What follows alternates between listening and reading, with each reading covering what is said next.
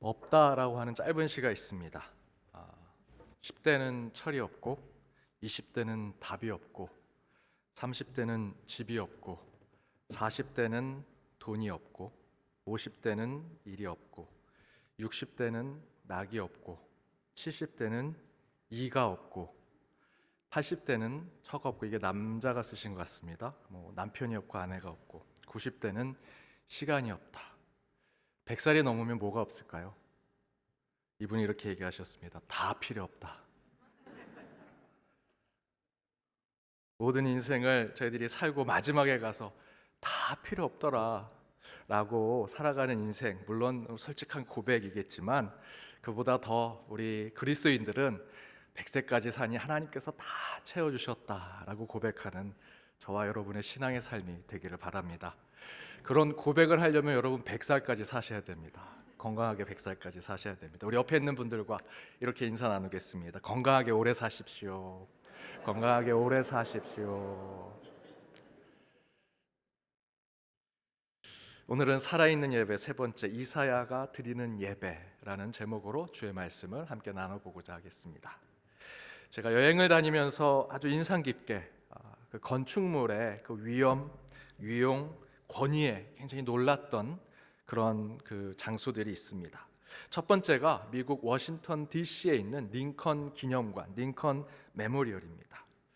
아테네 페르테론 신전을 본따서 설계했다고 합니다. 그래서 아주 큰 기둥이 가보면 굉장히 권위 있게 세워져 있습니다. 36개의 기둥이 세워져 있는데 이 링컨 대통령이 심우할 때 그 미국의 주가 36개였다라는 이유로 그 상징적인 숫자로 36개 기둥을 세워놨습니다. 그리고 그 가운데 들어가 보면 링컨 좌상이 있는데 6m에 가까운 아주 큰 좌상이 텅 빈 곳에 딱 놓여져 있습니다. 저렇게 사진처럼. 그리고 그 앞이 탁 튀어져 있어서 링컨이, 그 좌상에 앉아있는 링컨이 미국 전역을 다 지켜보고 돌아보는 것 같은 느낌을 갖게 합니다. 이곳에 가면 이 링컨 좌상의 위엄, 그리고 그 큰 기둥들의 아테네 파르테논 신전과 같은 웅장함이 느껴지게 됩니다. 그리고 또 다른 한 곳은 요르단의 페트라 신전입니다. 요르단 수도 암만에서 한 3시간 달려가고 그곳에서 한 큰 바위와 같은 곳에 협곡을 쫓아서 20-30분 들어가 보면 그 안에 상상하지 못한 고대 도시가 나옵니다. 모든 건축물이 여러분 어디에서 가져와서 세운 것이 아니라 그곳에 있는 바위를 깎아서 그곳에 집과 또 신전과 곳곳에 그런 상징물들을 만들었습니다. 도저히 생명체가 살 수 없는 그 사막 한가운데 기원전 6세기에 나바테인들이 그곳에서 고대 도시를 만든 것이죠. 그 기술과 그 문명이 벌써 2000년 전에 굉장히 뛰어났습니다. 그 당시에 사람들이 움막을 짓고 살았던 그 시대의 사람들이 이곳에서는 고대 문명의 도시를 만들었다라는 것이죠. 직접 가보시면 정말 감탄이 절로 나오는 놀랍고 경이로운 것들을 보게 됩니다. 이 두 곳 말고도 이 건물의 웅장함과 거대함, 그곳에 기가 눌리기도 하고요, 경외감이 생기기도 하고 사람이 아님에도 불구하고 존경심과 위대함이 느껴지는 곳이 곳곳에 있습니다. 그런데요, 그렇게 위엄과 거대함, 때로는 경외감과 존경심까지 느끼지만 그런 건축들 앞에서 저와 여러분이 신앙적으로, 영적으로 너무나 경이롭고 존경스럽구나, 이것에서 내 죄를 고백하고 회개해야겠다라고 하는 사람은 아무도 없습니다. 그 앞에서 굉장히 놀라고 굉장히 대단하다라고 생각은 하지만 종교심을 갖지는 않는다라는 것이죠. 영적인 자아 성찰을 하게 되는 이 회개는요, 하나님 앞에 하는 것이죠. 하나님이 임재하신 바로 이 예배의 자리에서 저와 여러분은 우리의 죄를 고백하는 회개를 하는 것입니다. 우리 눈앞에 보이는 존재나 대상이 거대하고 웅장할지라도 우리는 아무 곳에서 내 죄를 고백하거나 내 잘못을 고하는 회개를 하지 않습니다.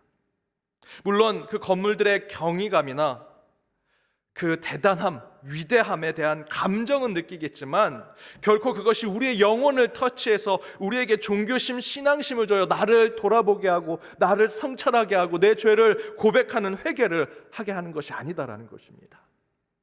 광화문에 이순신 장군 동상이 세워져 있죠. 아무리 위대해 보여도 그 앞에서 회개 기도하는 사람은 없습니다. 중국의 만리장성 어마어마하지요. 그러나 그곳에 들어갈 때 내 죄, 내 부끄럽기 짝이 없는 죄를 고백하면서 그 만리장성을 걷는 사람은 아무도 없습니다. 회개는 바로 이 자리, 저와 여러분이 앉아있는 바로 이곳 하나님이 임재하시는 예배의 자리에서 이루어지는 것입니다.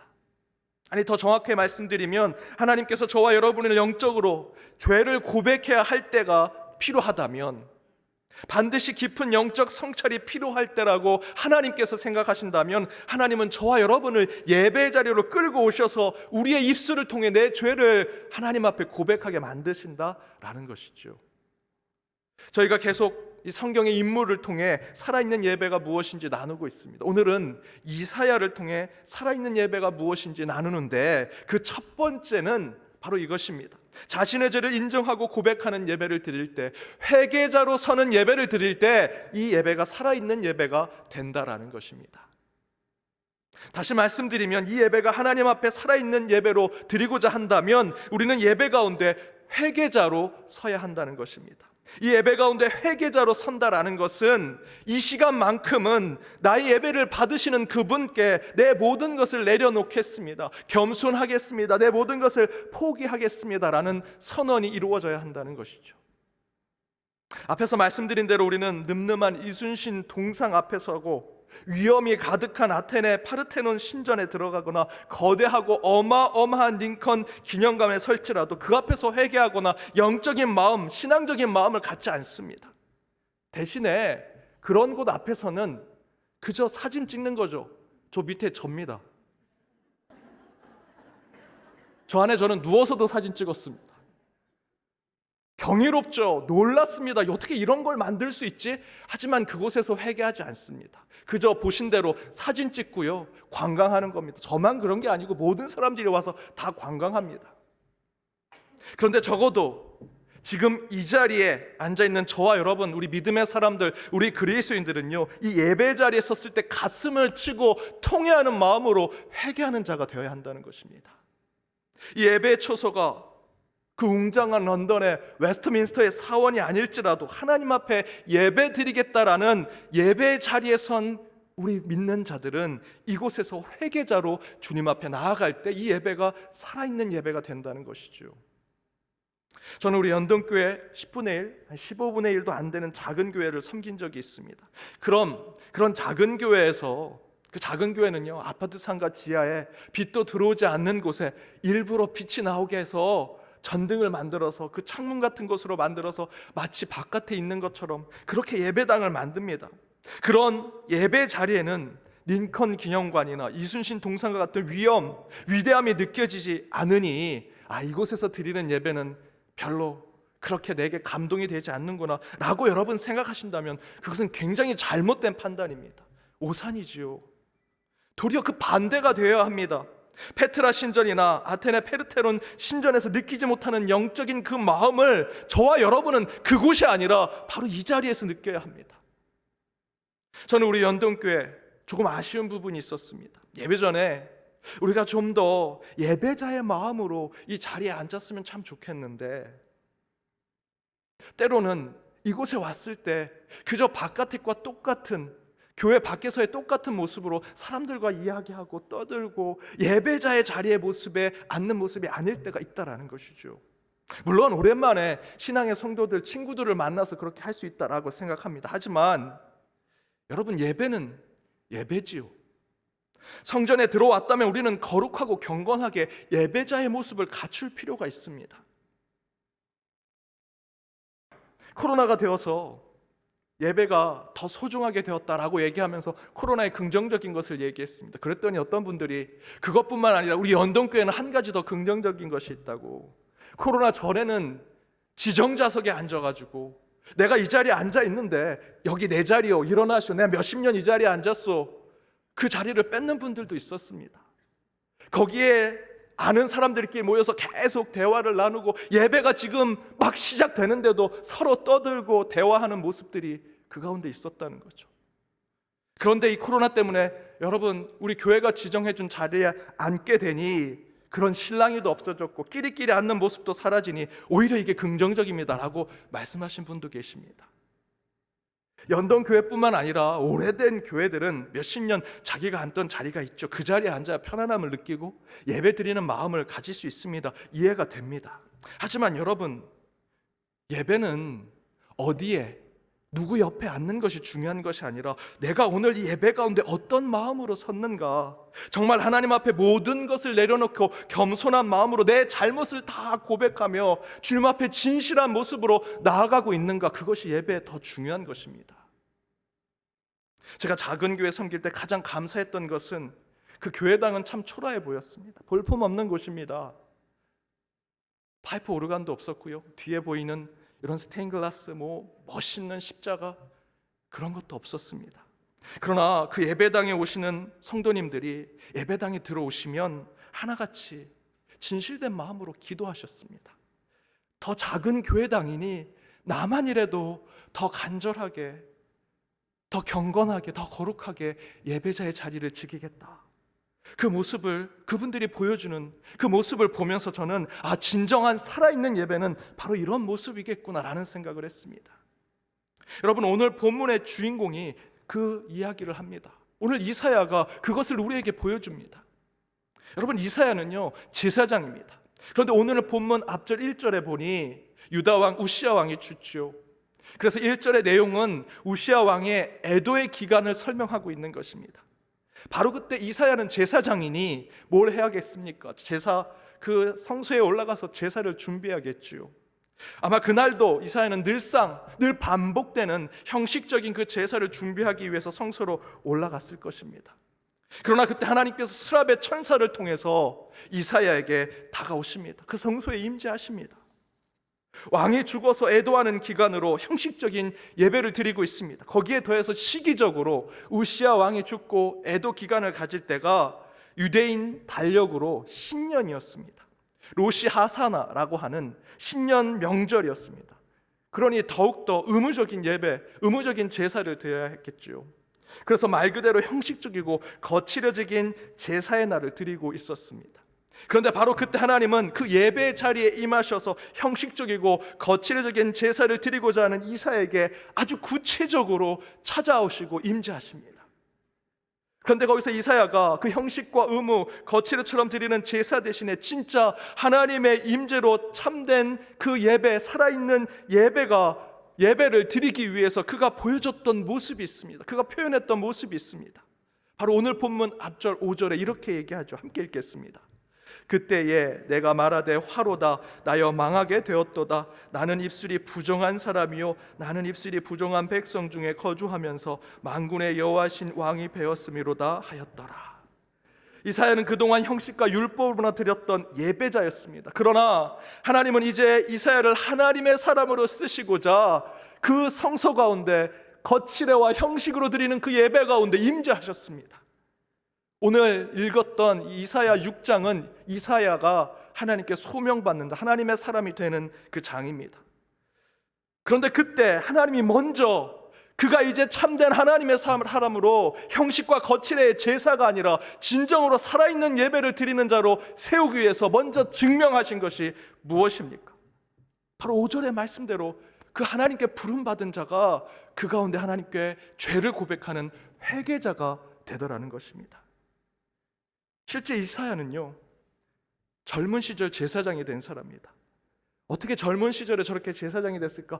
그는 흠이 없을 거야, 거짓이 없을 거야, 정말 대단한 사람일 거야, 깨끗한 사람일 거야 라는 평가를 받았던 제사장입니다.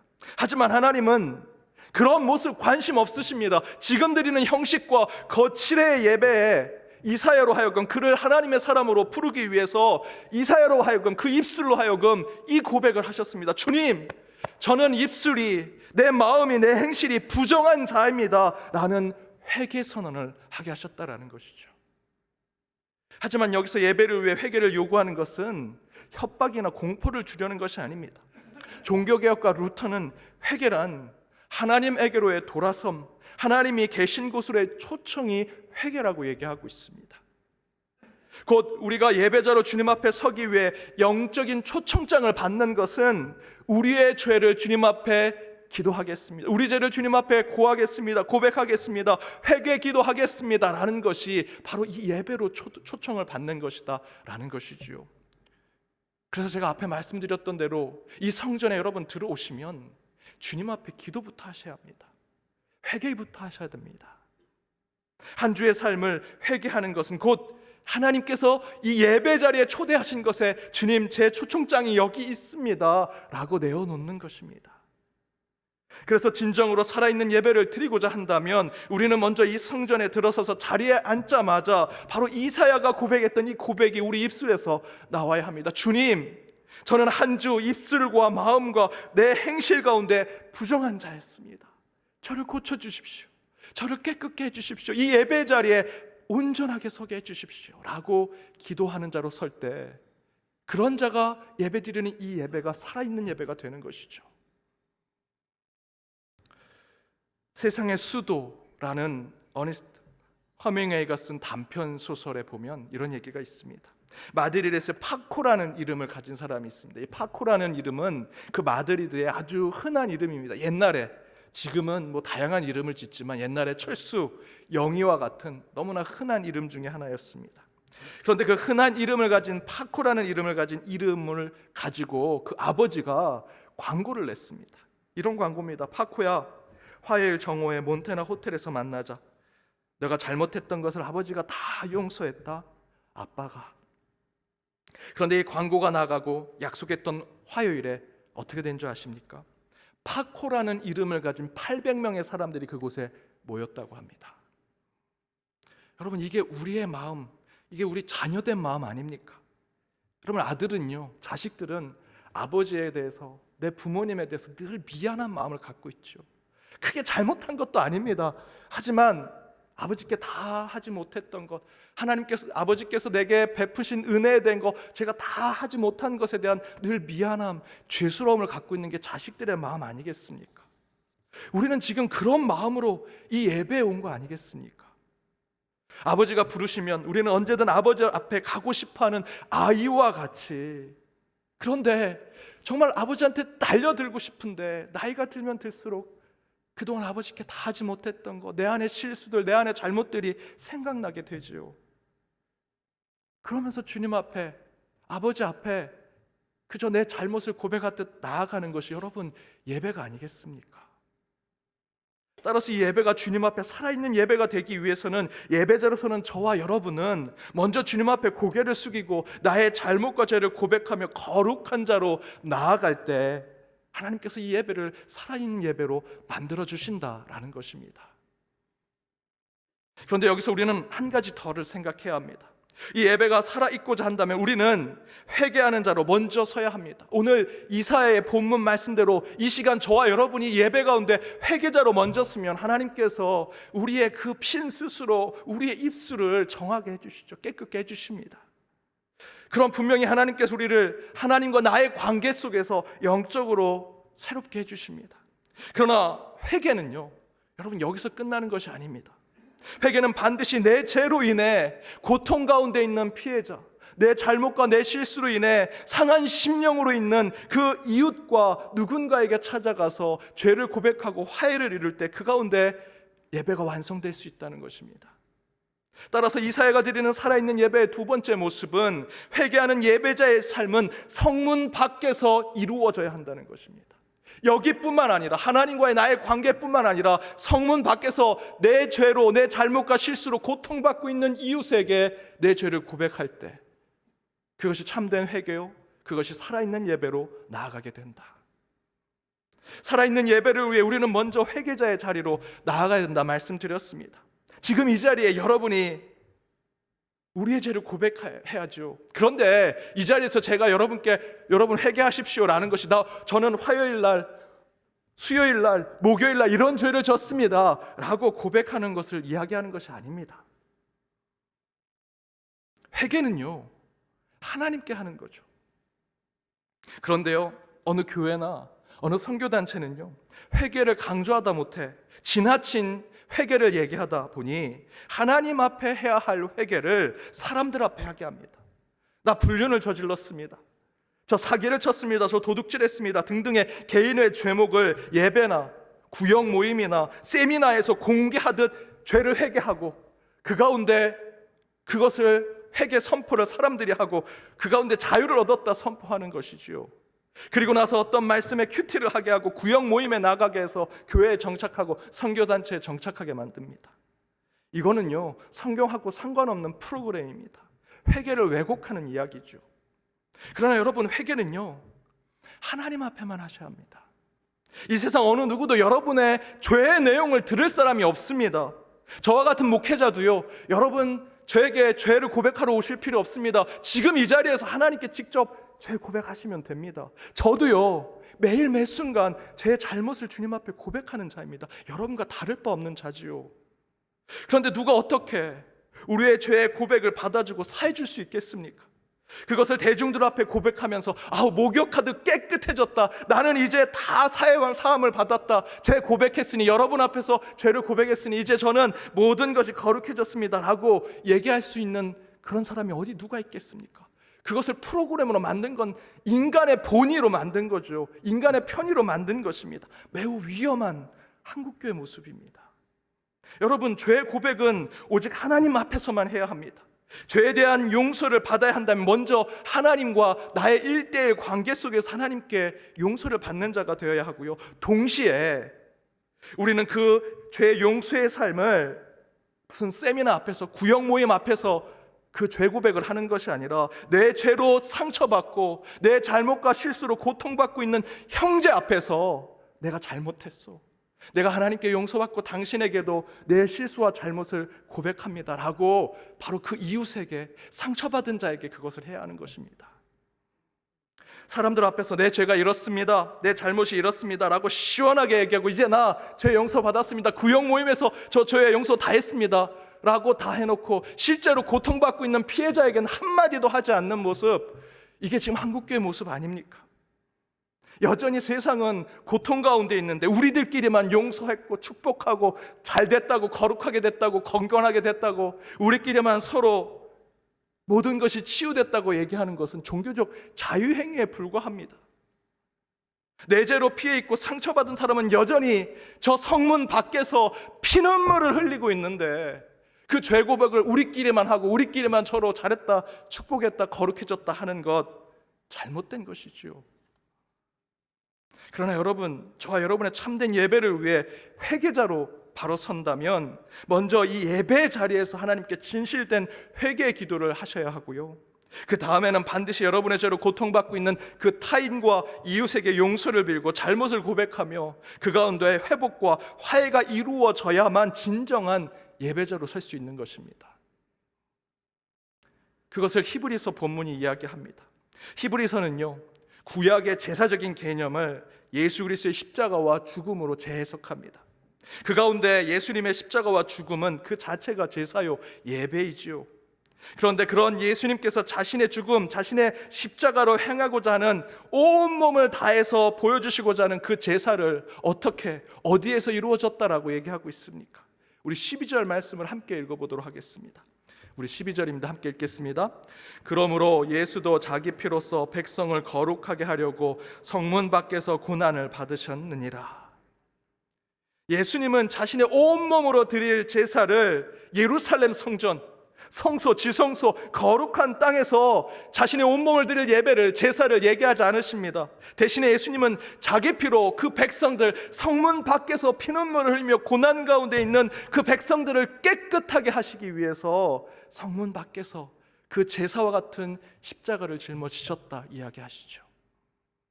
그래서 13절 이하에 히브리서 기자는 이렇게 얘기합니다. 13절, 15절과 16절 함께 읽겠습니다. 그런즉 우리도 그의 치욕을 짊어지고 영문 밖으로 그에게 나아가자. 그러므로 우리는 예수로 말미암아 항상 찬송의 제사를 하나님께 드리자. 이는 그 이름을 증언하는 입술의 열매니라. 오직 선을 행함과 서로 나누어 주기를 잊지 말라. 하나님은 이 같은 제사를 기뻐하시느니라. 예수님께서 그 고난을, 그 십자가의 제사를 성문 밖에서 행하셨죠. 그러니 13절에 무엇을 얘기합니까? 우리도 이제 그 치욕을 짊어지고 영문 밖으로 나가 예수님과 함께 진정한 예배를 성문 밖에서 드리자. 정말 하나님이 기뻐하시는 제사와 예배는요, 선을 행하고 서로 나누어 주기를 기뻐하는 것. 여러분, 여기서 나는 죄 용서를 받았어, 이제 이 찬양만 부르면 나는 이제 건건해지고 거룩해질 거야, 아니고요. 오늘 본문 16절에 뭐라고 말씀하십니까? 하나님께서 기뻐하시는 제사는 누군가와 선을 나누고 나누어 주길 원하며 내가 잘못 있으면 그 죄를 고백하고 함께 화해하고 회복을 이루는 것이 진정한 예배라고 얘기하고 있습니다.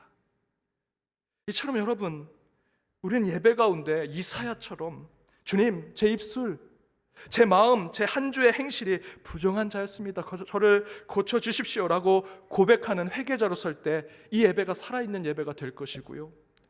그러나 그 회개가 완성되는 곳은 예수님께서 성문 밖에서 고난받는 사람들과 함께 고통과 아픔을 받으시면서 참된 십자가와 보혈의 제사를 완성하셨던 것처럼 저와 여러분도 예수님처럼 우리의 죄와 잘못의 문제로 고통받고 있는 이들을 찾아가 용서를 구하고 화해할 때 우리의 삶이 살아있는 예배가 될 것이다 라는 것입니다.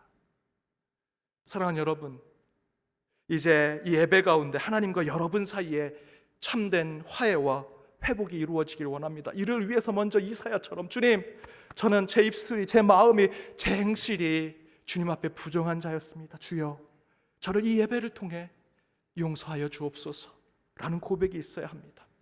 더불어 그렇게 회복된 예배가 저와 여러분의 한 주의 삶에 성문 밖에서 내 죄로, 내 잘못과 실수로 고통받는 이 상한 심령이 된 이들과 화해를 이루고 회복되고 용서가 이루어질 때 그 가운데 하나님께서 여러분이 사는 삶 모든 곳에 살아있는 예배를 세워주시리라 믿습니다.